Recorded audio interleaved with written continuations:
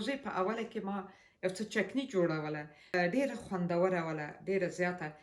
نو نن مې څه پکوړې پخولې، نو ما ویل راځي دغه چکني جوړولو طریقه به هم زه تاسو ته در وښیم.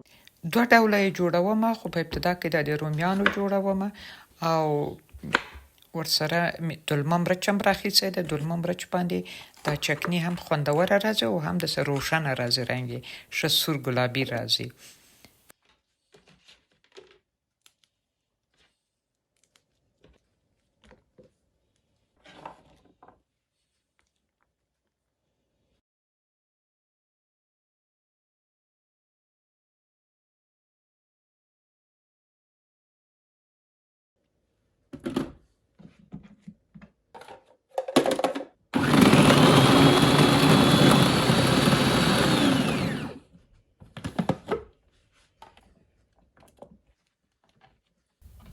زه پکې سرکې نه علاوه بیا وروسته زیاتره خلک د چکني چې جوړوي صرف سرکه ورچوي.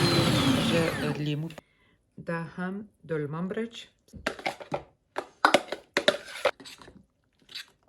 تازه دڼیا، دا هم نانا، دا هم سره مرچ او دا هم ووږه.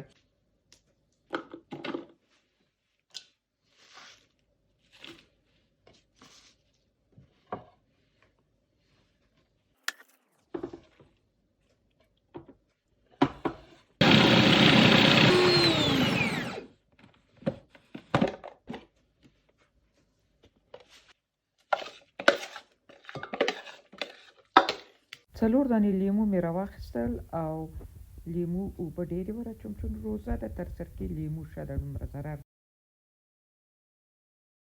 اوس صافې کړمه.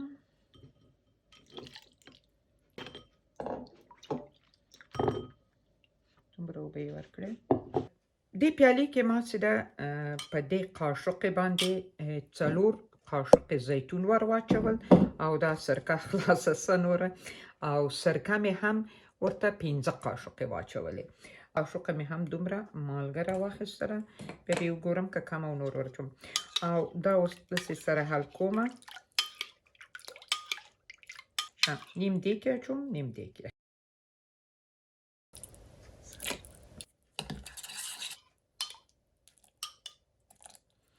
او دا نور هم په دې چکني کې اچوم.